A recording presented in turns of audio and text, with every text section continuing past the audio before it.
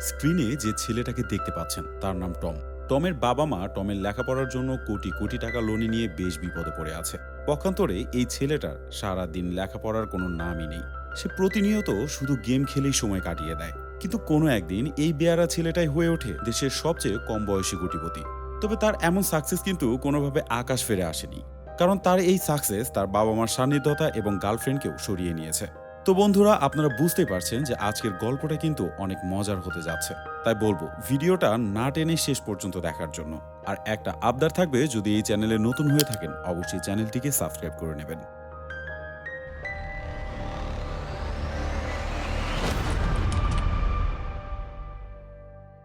সাল ২০০৪। গল্পের প্রথমেই থাইল্যান্ডের একটি নামকরা ব্যাংক দেখানো হয়। আর এত বড় ব্যাংকে মাত্র ১৯ বছরের একটি ছেলে তার বিজনেস লোন নেওয়ার জন্য প্রবেশ করে। প্রথমে ব্যাংকে ঢুকে সে ব্যাংকের ম্যানেজারের কাছে সে অ্যাপ্লাই করে। ম্যানেজারের কাছে গিয়ে সে প্রায় ৩০ লক্ষ টাকার লোন চেয়ে বসে। ম্যানেজার জানতে চাইলে টম তাকে জানায় যে সে এই টাকা দিয়ে একটি কারখানা তৈরি করবে। ম্যানেজার তখন তাকে বলে যে লোন দিতে গেলে আমাদের বেশ কিছু রুলস মেনে চলতে হয়। তার মধ্যে প্রথমত সে কোথায় বিজনেস করছে এবং কি সংক্রান্ত বিজনেস করছে সেটা তাদেরকে জানাতে হবে। আর সব ইনভেস্টিগেশন শেষে ব্যাংক যদি মনে করে তাকে টাকা দেওয়া সম্ভব, তাহলে একমাত্র সে লোন পেতে পারে। টম ম্যানেজারের কথা শুনে সে তার বিজনেস সম্পর্কে বলতে শুরু করে। আর এই সময়ে আমাদের গল্প ফ্ল্যাশব্যাকে চলে যায়। আমরা দেখতে পারি আজ থেকে ৩ বছর আগে টমের বয়স ছিল ১৬ বছর। সে তখন বলতে গেলে সারাদিন শুধু গেম খেলি পার করে দিত। এমনকি টম সেখানে থাকা প্রত্যেকটা ব্যক্তির চেয়ে সবচেয়ে পারদর্শী একজন গেমার ছিল, যার কারণে তার গেমিং অ্যাকাউন্টে সবসময় টপ লেভেলের ফিচার্স ওপেন থাকতো। যার কারণে তার অ্যাকাউন্টের দাম দিন দিন বেড়েই চলছিল। কারণ আপনারা যারা গেম খেলতে পছন্দ করেন তারা তো এই বিষয় সম্বন্ধে ভালোই জানেন যে অ্যাকাউন্টে অনেক বেশি পরিমাণ ফিচার্স আনলক থাকে। সেই অ্যাকাউন্টের প্রতি প্রত্যেকটা গেমারের একটা আকর্ষণ থেকে যায়। তো যাই হোক, ঠিক সেই কারণেই টমের অ্যাকাউন্ট সবাই কিনে নিতে চাইতো। হঠাৎ একদিন এক গেমার টমকে কল করে তার কিছু ফিচার্স কিনে নিতে চায়, আর যে ফিচার্সগুলোর বিনিময়ে সে প্রায় ৪০,০০০ টাকার মতো তাকে দিতে চায়। টম তার কথার সঙ্গে সঙ্গে রাজি হয়ে যায়, কারণ এই টাকা তার জন্য বেশ প্রয়োজনীয় ছিল। যার কারণে সে তার কথা বিশ্বাস করে তার আঙ্কেলের ব্যাংক অ্যাকাউন্টের ডিটেলস তাকে পাঠিয়ে দেয়, কারণ তার নিজস্ব কোনো ব্যাংক অ্যাকাউন্ট ছিল না। তো যাই হোক, টাকা যে তাদের অ্যাকাউন্টে আসবে সেটা তারা দুজন মিলেই কোনোভাবে বিশ্বাসই করতে পারছিল না। তবে তারা দুজনে অবাক হয়ে যায়, কারণ পরদিন ঠিকই তাদের অ্যাকাউন্টে টাকা চলে এসেছে। আর এরপর থেকে টম তার ফিচার্সগুলো এইভাবেই বিক্রি করতে শুরু করে। বিনিময়ে অল্প বয়সেই সে বেশ টাকার মালিক হতে শুরু করে। আর এভাবে অনেক টাকা জমিয়ে সে একটি দামি গাড়িও কিনে ফেলে। এই গাড়ি নিয়ে সে যেখানে সেখানে ঘুরতেও বের হয়। এমনকি যদি ক্লাস করতে যায় এই গাড়িটি নিয়ে যায়। টম স্কুলে এই গাড়ি নিয়ে যায় বলে সেখানকার সবাই বেশ অবাক হয়ে যায়, কারণ সেই স্কুলের প্রায় সবাই জানতো যে টম বেশ গরিব একজন ছাত্র। এক পর্যায়ে এই বিষয়টা তার প্রিন্সিপালের কানেও চলে যায়। প্রিন্সিপাল তাকে আলাদা করে ডেকে পাঠায়। তাকে প্রিন্সিপাল সোজা জানিয়ে দেয় যে গাড়ি নিয়ে এরপর থেকে এখানে না আসতে। যদি এর পরেও সে গাড়ি নিয়ে স্কুলে চলে আসে তাহলে অবশ্যই তার বাবা মাকে কমপ্লেন করা হবে। পাশাপাশি প্রিন্সিপাল জানায় তোমার অনেক টাকায় বাকি পড়ে আছে, তুমি পারলে সেগুলো আগে পরিশোধ করো।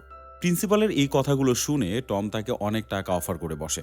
আর টমের এমন বিহেভিং এর কারণে তার প্রিন্সিপাল তার উপরে বেশ রেগে যায়। সে সঙ্গে সঙ্গে তাকে সেখান থেকে চলে যেতে বলে। অন্যদিকে দেখা যায় যে নতুন একটি দামি গাড়ি নিয়ে ঢোকার জন্য তার অবস্থা চারদিকে রমরমা। সেই প্রতিষ্ঠানের প্রত্যেকটা স্টুডেন্ট তাকে দেখে হিংসে করতে শুরু করে। এমনকি টমের গার্লফ্রেন্ডও বেশ খুশি হয়ে যায়। ও আরেকটি কথা, টমের কিন্তু একটা গার্লফ্রেন্ডও আছে যার নাম লিনা। তো যাই হোক, লিনাও এই গাড়িটি দেখে বেশ খুশি হয়ে যায়। টম তার গার্লফ্রেন্ডকে আরো খুশি করার জন্য এই গাড়িতে নিয়ে তাকে বিভিন্ন জায়গায় ঘুরতে বের হয়। ঘোরাঘুরি শেষে টম যখন বাসায় ফিরে তখন প্রায় সন্ধ্যা। এ সময় টম তার গাড়িটি নিয়ে বাসায় লুকিয়ে লুকিয়ে পার্কিং করতে থাকে।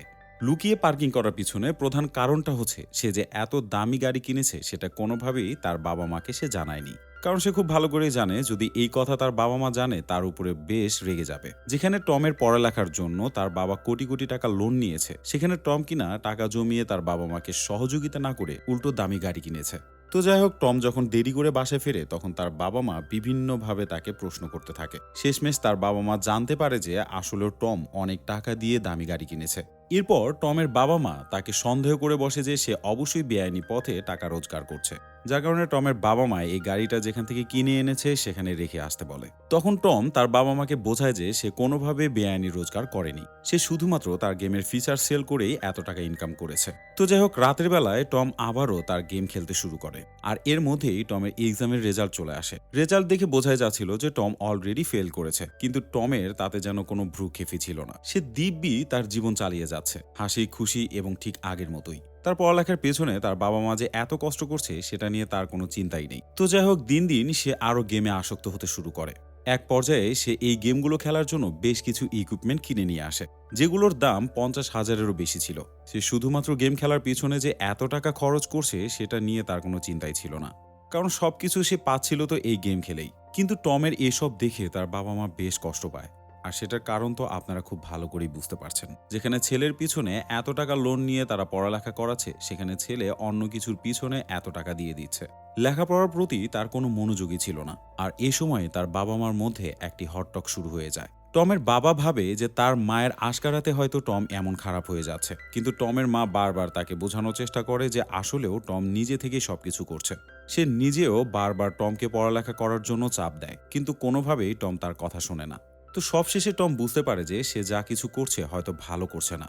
তার বাবা মা যেহেতু এত কষ্ট করছে, সেহেতু তার বাবা মার কথা মতো লেখাপড়া করাটাই তার জন্য ভালো।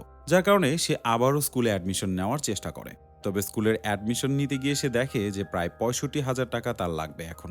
কিন্তু তার অ্যাকাউন্টেতে এত টাকা নেই। এখন সামান্য কিছু টাকা তার অ্যাকাউন্টে পড়ে আছে। এ সময় সে আবারও চিন্তা করতে থাকে যে এই টাকাটা তার গেম খেলেই তুলতে হবে। তাই আবারও সে গেম খেলতে শুরু করে, কিন্তু কিছুক্ষণের মধ্যেই সে তার গেমে আর প্রবেশ করতে পারে না। সে লক্ষ্য করে তার গেম অ্যাকাউন্টটা অলরেডি ডিলিট হয়ে গেছে। আসলেও এত এত ফিচার সে সেল করেছে যে সে গেম অথরিটি থেকেই তাকে এভাবে ব্লক করে দেওয়া হয়েছে। এ সময় টম অনেক চিন্তায় পড়ে যায়। সে ভাবতে থাকে কিভাবে সে আবারও রিঅ্যাডমিশন করবে। তার কাছে তো কোনো টাকা নেই, আর বাবা মার কাছে তো কোনোভাবে আর টাকা চাওয়া সম্ভব না। হঠাৎ তার সেই শপকিপারের কথা মনে পড়ে যায়, যেখান থেকে সে গেম খেলার জন্য অনেক এলিমেন্টস কিনত। সেই শপকিপার তাকে বলেছিল বর্তমানে ভিডিও প্লেয়ারের বেশ দাম আছে, এখন এই ভিডিও প্লেয়ার প্রচুর বিক্রি হয়। যার কারণে সঙ্গে সঙ্গে তার সাথে সে দেখা করতে যায়। তার উদ্দেশ্য ছিল বেশ কিছু ভিডিও প্লেয়ার তার থেকে কিনে নিয়ে বেশি দামে অন্য জায়গায় সেল করে দেবে, আর এভাবে তার বেশ কিছু টাকা ইনকাম হবে। তো যাই হোক, শেষমেশ সেই শপকিপারের কাছ থেকে সেই ভিডিও প্লেয়ারগুলো নিয়ে বাসায় ফেরে। বাসায় পৌঁছে ভিডিও প্লেয়ারগুলো চেক করতে গিয়ে দেখে প্রত্যেকটা ভিডিও প্লেয়ার ভিতর থেকে নষ্ট ছিল। যার কারণে সে শপকিপারের উপর প্রচন্ড রেগে যায়। প্রত্যেকটা পণ্য নিয়ে সে শপকিপারের কাছে আবারও পৌঁছে যায়। শপকিপারকে সে বারবার বোঝানোর চেষ্টা করে, আপনি যতগুলো প্রোডাক্ট আমাকে দিয়েছেন প্রত্যেকটাই খারাপ, আপনি কেন এই প্রোডাক্টগুলো আমার কাছে সেল করলেন। শপকিপার তখন তাকে বুঝায় যে এত কম দামে কিন্তু ভিডিও প্লেয়ার তুমি কোথাও পেতে না। টম আবারও তার উপরে রেগে যায়। সে বলে কম দামে ভিডিও প্লেয়ার পেয়েছি এটা সত্য, কিন্তু সেই ভিডিও প্লেয়ার যদি কাজই না করে তাহলে আমি কার কাছে সেল করব। শেষ পর্যন্ত সেই শপকিপারও তার উপর রেগে গিয়ে তাকে তাড়া করতে শুরু করে। টম তার হাতে মার খেয়ে সেখান থেকে পালাতে শুরু করে। গাড়িতে বসে টম খুব ভালোভাবে বুঝতে পারে যে এই দুনিয়াটা এতটাও সহজ না। এরপর টমের বাবা টমের এসব প্রচেষ্টা দেখে বেশ কনভিন্সড হয়ে যায়। সে আবারও লোন নিয়ে তাকে পড়ালেখা করানোর জন্য চিন্তা করতে থাকে। কিন্তু টম এবার তার বাবার টাকা আর নেয় না। সে তাকে জানায় সে যে কোনোভাবেই হোক এই টাকাগুলো রোজগার করেই নিজের লেখাপড়া চালিয়ে যাবে। কিন্তু টম খুব চিন্তা ভাবনা করে দেখে তার কাছে আসলে এমন কোনো টাকা নেই যেটা দিয়ে আর বিজনেস করা সম্ভব অথবা সেই স্কুলে ভর্তি হওয়া সম্ভব। তাই রাত হলে পরিবার থেকে স্বর্ণের চেন নিয়ে সেটা সকালবেলায় বিক্রি করে দেয়। এমনকি সে টাকা দিয়ে সে স্কুলে আবারও ভর্তি হয়ে যায়। কিন্তু স্কুলে ভর্তি হওয়ার পর ক্লাসরুমে তার কোনোভাবেই মন টিকছিল না। একে তো সে পড়ালেখা করতেই চায় না, দ্বিতীয়ত বেশ কিছুদিন পড়ালেখার গ্যাপ পড়ে গেছে। যার কারণে সে চিন্তা করে যে এরপরে আর ক্লাস সে করবে না। তার বন্ধুকে সে এই ক্লাসটিকে রেকর্ড করতে বলে, যেন পরবর্তীতে এই ক্লাসের রেকর্ডিং শুনেই সে পড়ালেখা করতে পারে। বুঝুন কথা, তার মানে ফাঁকিবাজের একটা লিমিট আছে, সে কোনোভাবে পড়বেই না এমন একটা চিন্তা তার। তো যাই হোক, ক্লাসরুম থেকে বের হয়ে সে অডিটোরিয়ামে ঢুকে পড়ে। সেখানে গিয়ে সে দেখতে পারে তার গার্লফ্রেন্ডের নাটকের প্র্যাকটিস করছে। কিন্তু এখানেও তার মন টেকে না। তার একটাই চিন্তা, কিভাবে সে তার নতুন ব্যবসা শুরু করবে, এমনকি ব্যবসা করে সে কিভাবে কোটিপতি হবে। যার কারণে সেখান থেকেও সে বের হয়ে তার গাড়িটি নিয়ে সোজা শহরের রাস্তায় বেরিয়ে পড়ে। সে তখন শহরের বিভিন্ন জায়গা পরিদর্শন করতে থাকে।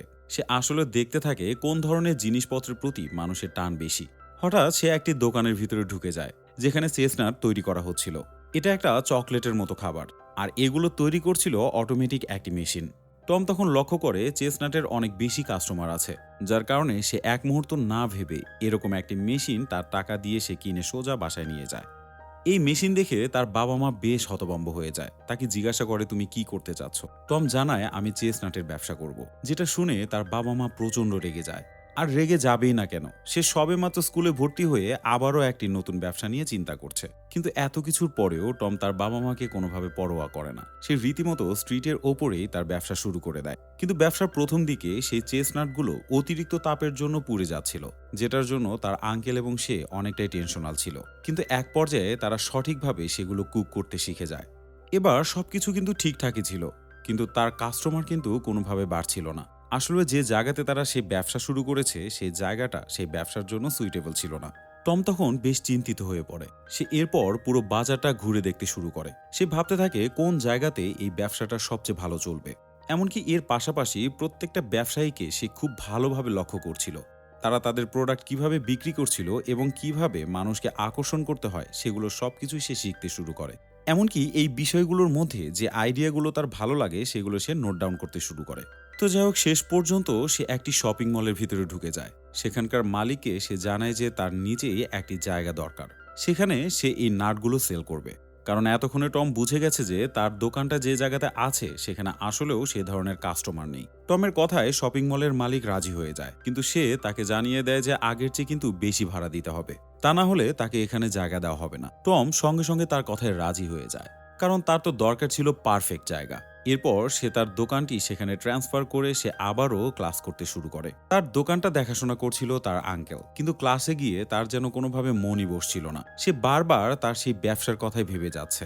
আর এর মধ্যেই তার আঙ্কেল তাকে কল করে বসে। কলটা পেতেই সে বাইরে বেরিয়ে যায়। টম দেরি না করে সেই শপিং মলের দিকে রওনা হয়। সেখানে পৌঁছে যাওয়ার পর টম যা দেখতে পারে সেটাই পুরো রাস্তা সে ভাবতে ভাবতে যায়। সে ভেবেছিল তার হয়তো অনেক কাস্টমার আসছে, আর সেটার জন্যই তার আঙ্কেল তাকে কল দিয়েছিল।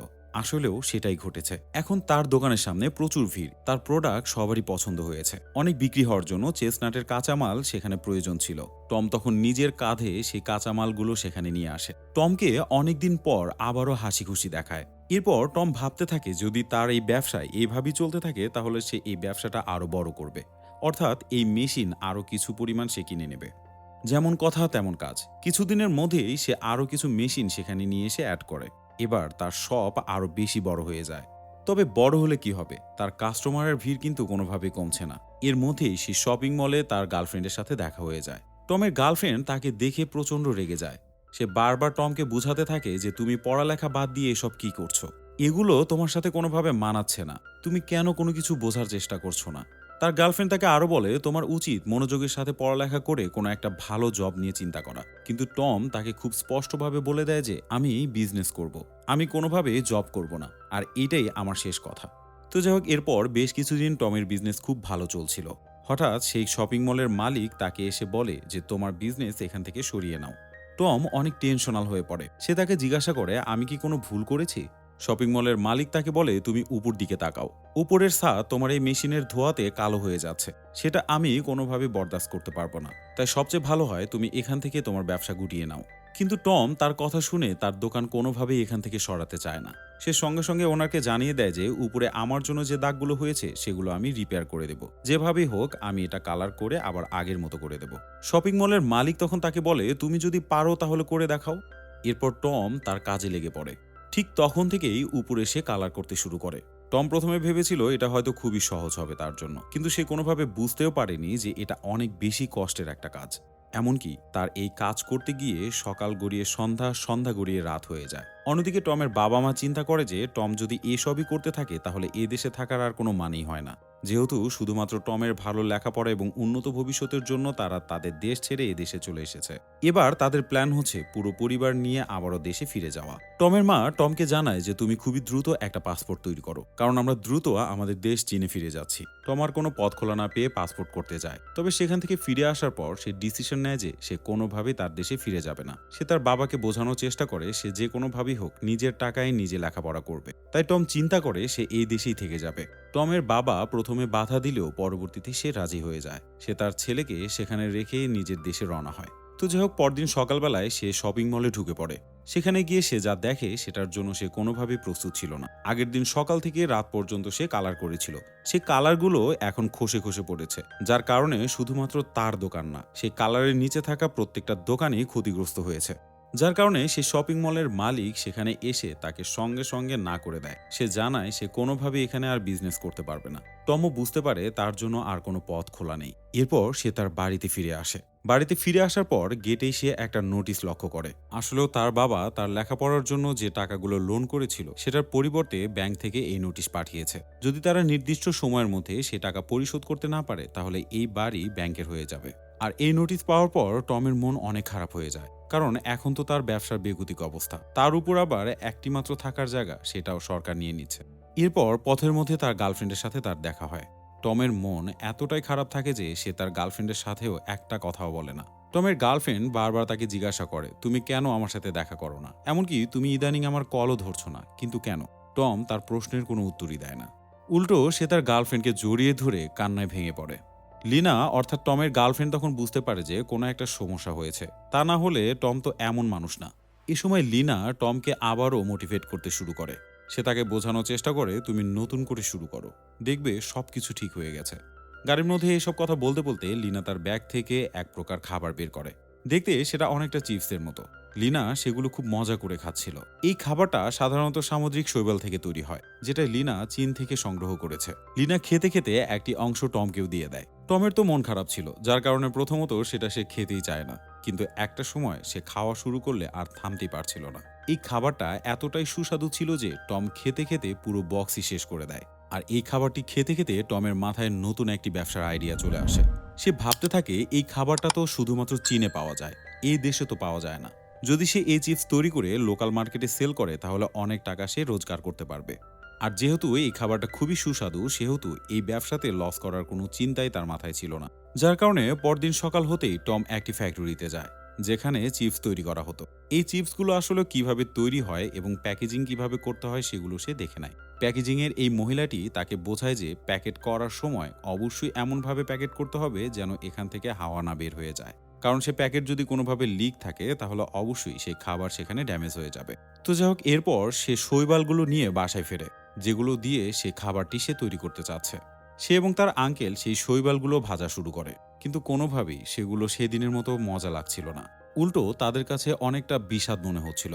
টম অনেকটা ভেঙে পড়ে। সে ভাবতে থাকে চীন থেকে আনা সেই খাবারগুলো কিভাবে তৈরি করা হয়েছে, যার কারণে একই জিনিস দিয়ে তৈরি খাবার এত মজা ছিল। এরপর তারা বারবার চেষ্টা করতে থাকে, কিন্তু প্রত্যেকবার তারা ব্যর্থ হয়। আর বারবার চেষ্টা করার জন্য স্টকে থাকা শৈবালগুলো শেষ হয়ে যায়। এরপর সে তার পছন্দের কম্পিউটার এবং গেমিং সেটআপ সেল করে আবারও সেই শৈবাল কিনে নিয়ে আসে। শৈবাল কিনে সে যখন বাসায় ফিরে তখন বেশ বৃষ্টি হচ্ছে। ভিতরে গিয়েই সে লক্ষ্য করে তার চাচা অলরেডি মাটিতে পড়ে আছে। পানিতে পা পিছলে এমনভাবে সে পড়েছে যে তার মাথা থেকে রক্ত বের হচ্ছে, যার কারণে সে সঙ্গে সঙ্গে তার চাচাকে হসপিটালে নিয়ে যায়। অন্যদিকে নতুন করে কিনে নিয়ে আসা সেই শৈবালগুলো বৃষ্টিতে ভিজে একাকার হয়ে যায়। পরদিন সকালে বাসায় ফিরে এই ভেজা শৈবালগুলো দেখে তার মাথা একদমই গরম হয়ে যায়, কারণ সে বুঝিয়ে উঠতে পারছিল না যে তার সাথে অনবরত এত কিছু ঘটছে কেন। কারণ সে কোনোভাবেই এত ধাক্কা আর নিতে পারছিল না, যার কারণে রাগের মাথায় সেই শৈবালগুলো নিয়ে আবারও ভাসতে শুরু করে। এরপরেই খেলাটা ঘুরে যায়। সেই পাঁপড়টা খেতেই সে একই টেস্ট পেয়ে বসে, যে টেস্টটা সে লিনার কাছ থেকে খেয়ে পেয়েছিল। সে তখন ক্লিয়ারলি বুঝে যায় যে এই শৈবালগুলো নিয়ে এসে প্রথমত পানিতে ভিজিয়ে রাখতে হবে, তারপরে এটা ভাজলে সে একই স্বাদ চলে আসবে। এরপর টম আরও কিছু ভেজে সেগুলো নিয়ে সোজা হসপিটালে চলে যায়। হসপিটালে যাওয়ার পর সেগুলো তার আঙ্কেলকে দেওয়া মাত্র আঙ্কেল বেশ খুশি হয়ে যায়, কারণ তার আঙ্কেল বুঝতে পেরেছিল যে এখন তারা এটা বিক্রি করতে পারবে। এরপর টম সোজা সেই শপিং মলে চলে যায়। শপিং মলের ওনারকে সে আবারও বোঝানোর চেষ্টা করে এই জায়গাটা তার আবারও লাগবে। শপিং মলের সেই ওনার এবার তাকে বলে যে না, তাকে কোনোভাবেই সেই জায়গাটা দেওয়া হবে না। টম তখন বলে, আমি আগের মতো এখানে কোনো প্রকার ধোয়ার কাজ করব না, আমি বাসা থেকে খাবার তৈরি করে নিয়ে এসে এখানে সেল করব। টমের এই কথা শুনে সে ব্যক্তি আবারও রাজি হয়ে যায়। এরপর টম সোজা তার বাবাকে কল করে, তাকে জিজ্ঞাসা করে তুমি ব্যাংক থেকে কত টাকা লোন নিয়েছো, কারণ টম চিন্তা করে যে এই টাকাগুলো সে পরিশোধ করে দেবে। কারণ টম এখন বিশ্বাস করে এই ব্যবসার মাধ্যমে সে এখন অনেক টাকাই রোজগার করবে। টমের বাবা তখন তাকে জানায় প্রায় 10 কোটি টাকার মতো লোন নেওয়া হয়েছে, যেটা শুনে টমের মাথা একদমই ঘুরে যায়, কারণ সে চিন্তাও করতে পারেনি যে তার জন্য তার বাবা মা কত টাকা লোন নিয়েছিল। এবার টম বুঝতে পারে যে তার বাবা মা তার জন্য কত কষ্ট করেছে। তার বাবা মা চেয়েছিল টম উচ্চ শিক্ষিত হবে, কিন্তু টম তো কোনোভাবে লেখাপড়ার আশপাশ দিয়ে যেত না। তো যাই হোক, এই সবকিছু শেষে সে অনেকটাই চিন্তায় পড়ে যায়। আর এই দুশ্চিন্তা থেকে কিছুটা রেহাই পাওয়ার জন্য সে গান শুনতে শুরু করে। গান শুনতে শুনতে একটা সময় তার প্লেয়ারের ব্যাটারি শেষ হয়ে যায়। ব্যাটারি আনার জন্য সে একটি শপে যায়, যে শপের নাম 7-Eleven। সে তখন ভালোভাবে লক্ষ্য করে যে এই শপ বেসিক্যালি অনেক পণ্য কালেকশন করে। তখন সে চিন্তা করতে থাকে তার খাবার যদি এই কোম্পানিতে সে সেল করতে পারে তাহলে অনেক টাকা ইনকাম করা সম্ভব, কারণ এই শপের আন্ডারে অনেক কাস্টমার আছে। যার কারণে পরদিন সকালে এই শপের যে মেইন কোম্পানি সেই ভবনে সে চলে যায়, তার সাথে নিয়ে যায় তৈরি করা সেই শৈবাল চিপস।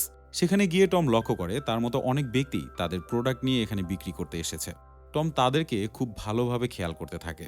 টম তখন খেয়াল করতে থাকে সেই ব্যক্তিগুলো কোন কৌশলে তার পণ্যগুলো এদেরকে ধরিয়ে দিচ্ছে, আর তাদের এই কৌশলগুলো দেখে সে বাথরুমে গিয়ে একা একা প্র্যাকটিস করতে থাকে। কিন্তু দুর্ভাগ্যবশত টম যেখানে যে কথা বলবে সেখানে গিয়ে সে কোনো কথাই বলতে পারে না, কারণ কোম্পানি ম্যানেজার অলরেডি তার প্রোডাক্টকে রিজেক্ট করে দিয়েছে। টম তাকে জিজ্ঞাসা করে কেন এটা রিজেক্ট করা হলো। তখন তাকে জানানো হয় এই খাবারের প্যাকেটটা অনেক বড়, এমনকি প্যাকেটটাও অনেক নর্মাল। এমন প্যাকেজিং দেখে কোনো ব্যক্তি এটা কিনতে চাইবে না। এরপর টম বাসায় ফিরে আসে এবং সে বুঝতে পারে যে তার এই প্রোডাক্ট চালানোর জন্য অবশ্যই আরো আকর্ষণীয় মোড়ক তৈরি করতে হবে। বাসায় ফেরার পর টমের সাথে টমের গার্লফ্রেন্ডে দেখা হয়। এই সময় টমের গার্লফ্রেন্ড বারবার তাকে বোঝানোর চেষ্টা করে, কিন্তু টম এবার তার উপরে রেগে যায়। সে চিৎকার করে বলে, হ্যাঁ আমি এগুলোই করব, আমি এভাবেই নিজেকে উন্নত করব। তোমার কথা মতো আমি আমার বিজনেস কোনোভাবে ছেড়ে দেব না, আমি আমার সিদ্ধান্তে অটল থাকব, চাইলে তুমি এখান থেকে চলে যেতে পারো। আর এই ঘটনা শেষে সত্যি সত্যি তাদের মধ্যে একটা দূরত্ব তৈরি হয়। টম তবুও কোনো কিছু পরোয়া করে না। সে পরদিনে একটি প্যাকেজিং কোম্পানিতে চলে যায়। সেখানে গিয়ে সে সুন্দর একটি প্যাকেট সিলেক্ট করে। এরপর সেই প্যাকেটের মধ্যে তার খাবার ঢুকিয়ে সেই কোম্পানিতে আবারও নিয়ে আসে। প্রথমত সে ভেবে নেয় যে এবার তাকে কোনোভাবে রিজেক্ট করতে পারবে না, কারণ তার খাবার তো অনেক সুস্বাদু, এখন তার প্যাকেজিংও বেশ ভালো। কিন্তু সেই কোম্পানির ম্যানেজার কোনোভাবে যেন তাকে পাত্তাই দিচ্ছিল না। ঘন্টার পর ঘন্টা তার জন্য ওয়েট করে যাচ্ছে, কোনোভাবেই সেই ম্যানেজার তার সামনে আসে না। এভাবে অনেক সময় কেটে যাওয়ার পর টম খুব ভালোভাবে বুঝতে পারে যে সে ম্যানেজার তাকে ঠিকই লক্ষ্য করেছে, কিন্তু আসলেও তার প্রোডাক্টের প্রতি তার কোনো চাহিদাই নেই। এরপর টমের মন একদমই ভেঙে যায়। সে তখন ভাবতে থাকে অনেক হয়েছে, এখন বাড়ি ফেরার পালা, এই ব্যবসাগুলো তাকে দিয়ে আর হবে না। এরপর খাবারের কার্টুন সেই কোম্পানির লিফটে রেখেই চলে আসে। এরপর সেই লিফটে ওঠানামা করার সময় সেই কোম্পানির অনেক এমপ্লয়ার সেই প্যাকেটগুলো দেখতে পারে। এমনকি সেই প্যাকেটগুলো খুলে সেই চিপসগুলো খেতেও শুরু করে। চিপসগুলো যেহেতু খুবই মজার ছিল, যার কারণে তারা একের পর এক চিপসগুলো খেতে থাকে, এমনকি একে অপরকে দিতেও থাকে। সবশেষে সে ম্যানেজার যখন এই লিফটে প্রবেশ করে তখন পর্যন্ত একটি চিপস সেখানে পড়েছিল। ম্যানেজারও তখন সেই চিপসের প্যাকেটটি খুলে খেতে শুরু করে। ঠিক যখনই চিপসটা সে মুখের মধ্যে দেয় তখন সে বুঝতে পারে সে বড় একটা ভুল করে বসেছে, কারণ এই চিপসটা যে এত মজার হবে সে কোনোভাবে ভাবতেও পারেনি। যার কারণে সে সঙ্গে সঙ্গে টমকে কল করে পরদিন সকালবেলা অফিসে চলে আসতে বলে। পরদিন সকালে টম সেখানে পৌঁছে যায়। তাকে নিয়ে ম্যানেজার সহ আরও অনেকেই ঘিরে বসে। ম্যানেজারটি তখন টমকে বলে, আমাদের প্রায় 3000টি ব্রাঞ্চ আছে, আর এতগুলো ব্রাঞ্চের জন্য আমাদের প্রায় 72,000 চিপস দরকার। আর এই চিপসটা তোমার কাছ থেকে কালেকশন করার আগে তোমার ফ্যাক্টরি আমরা ঘুরে দেখতে চাই। তোমার ফ্যাক্টরি যদি আমাদের কাছে ঠিকঠাক মনে হয় তাহলে অবশ্যই তোমার কাছ থেকে আমরা পণ্য নেব। টম বাসে ফিরে ভাবতে থাকে যে তার তো কোনো কারখানা নেই, তাহলে কি তার এবার না করে দেওয়া উচিত? এরপর সে আবারও ভাবে, না, এরপরেও যদি সে না করে দেয় তাহলে তার জীবনের আর কোনো অপশনই থাকবে না। তাই যে করেই হোক তাকে কারখানাই করতে হবে। তারপরেও এই ডিল কোনোভাবেই ক্যান্সেল করা যাবে না। এরপরেই সে সোজা ব্যাংকে চলে যায় লোন নেওয়ার জন্য। আর এই দৃশ্যই আমরা গল্পের প্রথমে দেখেছিলাম, ঠিক যেখান থেকে 3 বছর আগে সিন ফ্ল্যাশব্যাকে চলে গিয়েছিল। তো যাই হোক, টমের মুখে সে ম্যানেজার সবকিছু শোনার পর একদমই ইমপ্রেসড হয়ে যায়।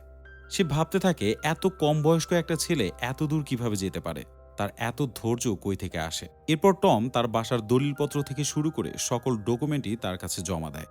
তারপরেও ব্যাংকের ম্যানেজার তাকে জানায় যে তোমার বয়স মাত্র 19, আমি কিভাবে তোমাকে এতগুলো টাকা লোন দিতে পারি? আমাদের ব্যাংকের রুলস অনুযায়ী তোমাকে কোনো প্রকার টাকা দেওয়া আমার কোনোভাবেই সম্ভব না। যার কারণে টম আবারও মন খারাপ করে বাসায় চলে আসে। এরপর সে তার পছন্দের সে দামি গাড়িটি বিক্রি করে দেয়। সে টাকা দিয়ে সে কিছুদিনের জন্য একটা জায়গা ভাড়া করে নেয়, আর এই জায়গাটাকে সে কোনো রকম সাজিয়ে ফ্যাক্টরিতে রূপান্তরিত করবে। আর এই কাজগুলো করতে করতেই সে তার গার্লফ্রেন্ডকে দেখে, কিন্তু তার গার্লফ্রেন্ড এবার একা না, সে আরেকটি বয়ফ্রেন্ড নিয়ে ঘুরে বেড়াচ্ছে। এরপরেও টম কোনোভাবেই বিচলিত হয় না, সে তার অদম্য লক্ষ্যের দিকে এগিয়ে যেতে থাকে। এর কিছুদিনের মধ্যেই 7-Eleven-এর ম্যানেজার তার ফ্যাক্টরি ভিজিট করতে আসে।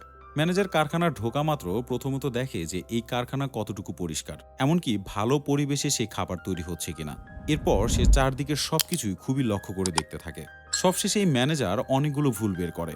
এই যেমন লাইটের কোনো কাভার নেই, যার কারণে সেখান থেকে যে কোনো পোকা খাবারে ঢুকে যেতে পারে। এমনকি বেসিনে কোনো হ্যান্ড ওয়াশ নেই। আর এগুলো প্রবলেম থাকলে সে কোনোভাবেই তার পণ্য নিতে পারবে না। তবে সবশেষে চলে যাওয়ার সময় টমকে কিছুটা সে আশ্বস্ত করে যায়। তো যাই হোক, সবশেষে টম ম্যানেজারের চোখে যত ত্রুটি ধরা পড়েছিল সবকিছুই একটা একটা করে ক্লিয়ার করে। এর মধ্যে টমের নামে একটি মেইল চলে আসে। মেইলটি সে হাতে নিতেই খুবই খুশি হয়ে যায়, কারণ এটা ছিল 7-Eleven-এর পাঠানো ডিল কনফার্মেশন মেইল। আর এই মেইল দেখে টমের চোখে খুশিতে পানি চলে আসে। এরপরেই সে আনন্দের সাথে খুবই তড়িঘড়ি করে সে চিপস তৈরি করতে শুরু করে দেয়। এমনকি সে 1 মাসের মধ্যে 72,000 চিপস তৈরি করে ফেলে। এরপর বড় একটি ট্রাকের মাধ্যমে তার পণ্যটি 7-Eleven কোম্পানিতে জমা দিতে যায়।